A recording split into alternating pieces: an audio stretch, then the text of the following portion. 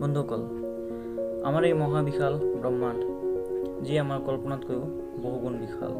ই ক্ৰমাগত বিস্তাৰ লাভ কৰি আহি আছে আৰু ই পাৰ ছেকেণ্ডত বিস্তাৰ লাভ কৰি আছে। আৰু এই প্ৰক্ৰিয়া বিগত 13.8 বিলিয়ন বছৰ ধৰি চলি আছে। ইমান বিশাল মহাবিশ্বত কোনো না কোনো ঠাইত প্ৰতিনিয়তই বহু ঘটনা চলি আহি আছে আৰু ইয়াৰ ভিতৰত কিছু ঘটনাৰ বিষয়ে আমি জানিব পাৰোঁ, যিবোৰ আমি পৃথিৱীৰ পৰা কেতিয়াবা খালী চকুৰে কেতিয়াবা টেলিস্কোপৰ সহায়ত দেখিব পাৰোঁ। কিন্তু ইয়াৰ ভিতৰত বেছিভাগ ঘটনাৰ সম্পৰ্কে আমি জানিব নোৱাৰোঁ। এই ঘটনাবোৰৰ সম্বন্ধে জনাৰ বাবে গোটেই পৃথিৱীৰ বিজ্ঞানীসকলে প্ৰতিনিয়ত চেষ্টা কৰি আহি আছে। বন্ধুসকল, ব্ৰহ্মাণ্ডত এনেকুৱা কিছুমান ঘটনা আছে যিবোৰ 1 শতকত এবাৰে ঘটে আৰু এজন মানুহ তাৰ জীৱনকালত এবাৰে দেখাৰ সুযোগ পায়। বন্ধুসকল, এই ভিডিঅ'টিত এনে কিছুমান এষ্ট্ৰনমিকেল ইভেণ্টছ বা মহাকাশীয় ঘটনাৰ সম্বন্ধে আলোচনা কৰিম, যিবোৰ ভৱিষ্যতে ঘটিব। তো আহক বন্ধুসকল, ভিডিঅ'টো আৰম্ভ কৰোঁ।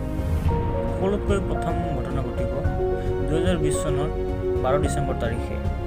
এই দিনটিত বৃহস্পতি আৰু শনি গ্ৰহ অতি ওচৰা ওচৰি আহি যাব আৰু গ্ৰহ দুটিৰ মাজৰ দূৰত্ব হ'ব আমাৰ চন্দ্ৰৰ এপাৰেণ্ট ডায়মিটাৰৰ 1/5 বা 1/5 হ'ব। গ্ৰহ দুটি শেষৰবাৰ 1623 খ্ৰীষ্টাব্দত ওচৰা ওচৰি আহিছিল আৰু এই দৃশ্যটি অতি সুন্দৰ হ'ব। কিন্তু এটা অসুবিধা হ'ল যে এই ঘটনাক আমাৰ পৃথিৱীৰ পৰা খালী চকুৰে দেখা নাযাব, কিন্তু টেলিস্কোপৰ সহায়ত আমি ইয়াক অতি সহজতেই দেখিব পাম।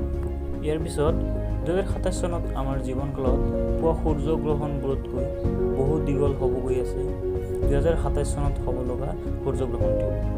বেছিভাগ পূৰ্ণ সূৰ্যগ্ৰহণ 2 বা 3 মিনিটৰ ভিতৰতে হয়, কিন্তু 2027 চনৰ 2 আগষ্ট তাৰিখে হ'ব লগা সূৰ্যগ্ৰহণটি প্ৰায় 6 মিনিট 2 ছেকেণ্ডৰ হ'ব আৰু ইয়াক গোটেই পৃথিৱীৰ পৰা দেখা যাব। ইয়াৰ পিছৰ ঘটনাটি ঘটিব 2029 চনত, যিটো এটা এষ্টেৰইড যাৰ নাম এপ'ফিছ। এই গ্ৰহণটি 2029 চনত পৃথিৱীৰ অতি কাষেদি যাব আৰু ইয়াৰ দূৰত্ব আমাৰ পৃথিৱীৰ পৰা প্ৰায় 35,000 কিলোমিটাৰ হ'ব। কিন্তু ই আমাৰ পৃথিৱীৰ লগত সংঘৰ্ষ হোৱাৰো বহু সম্ভাৱনা আছে।